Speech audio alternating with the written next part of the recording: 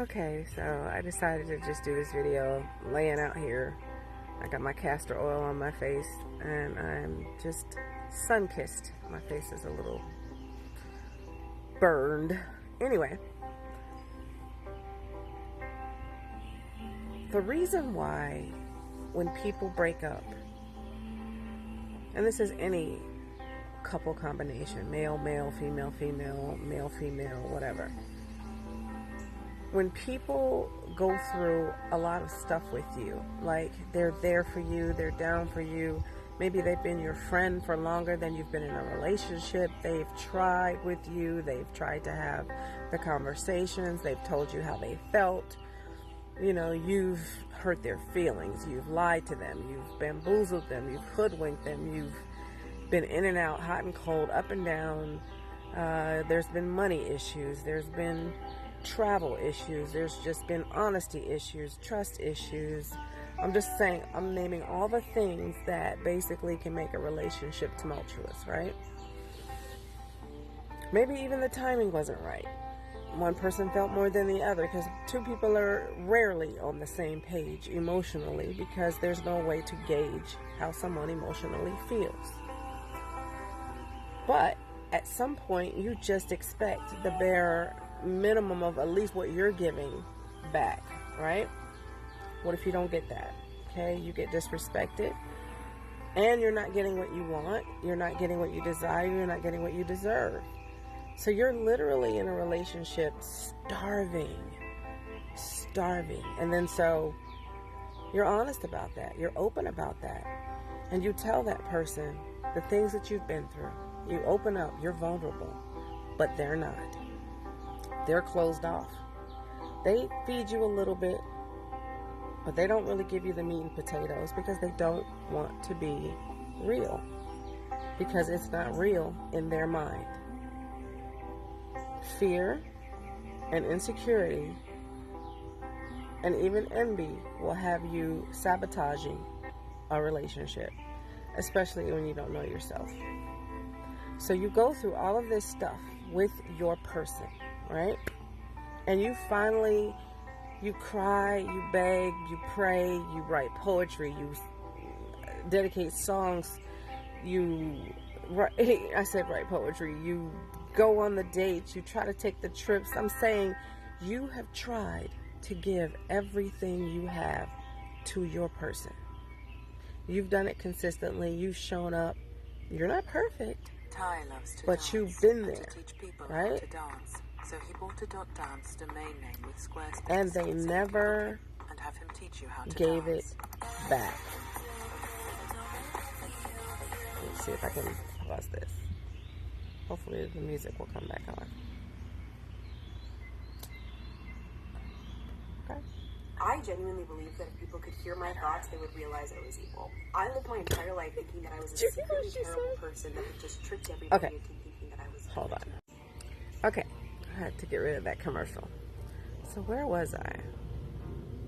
Okay, so basically I'm saying you go through all this stuff in the relationship with your person, right? All this tumultuous arguing, the passion, the late night talks, the, you know, when you were there allowing yourself to be breadcrumbed and you held on to those breadcrumbs trying to make a slice of bread, but you didn't have enough.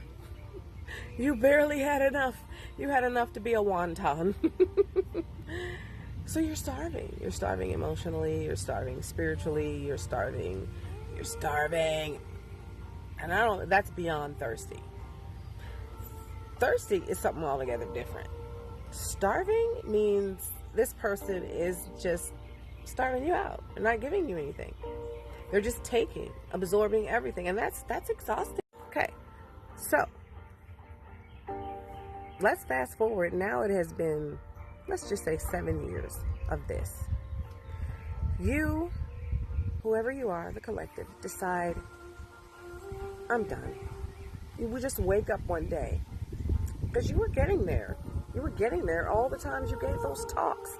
All the time you had TED Talks with your person. And they didn't listen. And they just threw their ticket in the trash and didn't even show up to the TED Talk. So you quit. Mm-hmm. Yeah. You walk away. You're done.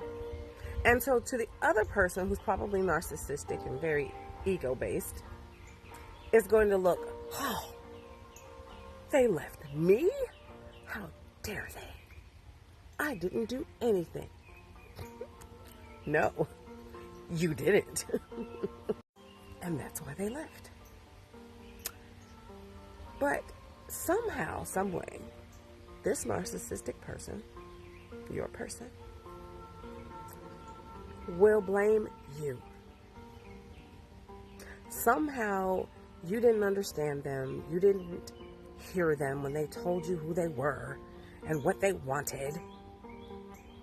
As if they're the only one with wants and desires in the situationship, relationship, whatever ship you are sinking on, baby.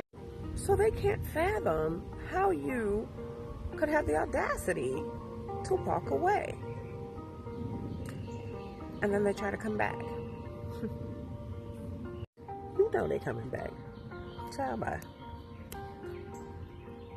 Tail tucked, ready to gaslight, and ready to manipulate you all over again. You know it. You felt it. The excuses, the hurt people, the I'm so sorry, I took you for granted, the it'll never happen again, I've changed, I've grown, I did some reading, I saw a therapist, I went to this fair, I got high, I had an existential out-of-body moment, I had a coming to Jesus moment, I had a spiritual awakening, a Kundalini awakening, I ate some eggs that I hadn't eaten before and it opened my eyes, I jacked off and I saw something in the sky that told me something about myself.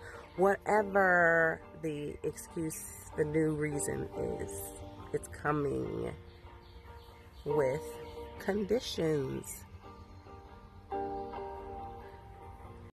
Those conditions are just going to pop up later, after they feel like they've gotten you in with them. Fall in love with my light. Fall in love with my lies. Because people usually don't change. They don't. Because why? Why would you change when there's plenty of chicks out here who are just going to love you being who you are? I'm flattered. It's because of me, right? It's because I'm that special. I know. Thank you. But no. Although I am special, and I am worth it, you're probably not. That's the reason why people don't want to give people another chance. Because they have now realized and recognized your pattern. The same pattern that has been there the entire time that they overlooked for love, for whatever the reason, not wanting to be alone, not wanting to start over. Oh, I gave too much time to this situation. We've all been there. We've all been there. Don't worry about it. Don't worry about it. If you make yourself better, you really have nothing to worry about. Then it was useful. But if you're going to sit and cry and lament and be all sad all the time, then yeah, it was a waste of time. Because it didn't change anything in you. Nothing grew. Grow up. Grow. Let it grow you. Don't let it throw you. Oh, snap. Bars. I was playing. Let it grow you. Don't let it throw you. I really like that. That's my saying now. Let it grow you. Don't let it throw you. You heard it here first. Don't be trying to go use it, because I'm going to find you. 6 degrees of separation. I'm going to find you. Spirit going to show me your page, and I'm going to complain. Like, submit you for a review or some shit. No, seriously, whatever. Anyway, it ain't like it's a trademark statement, but I did.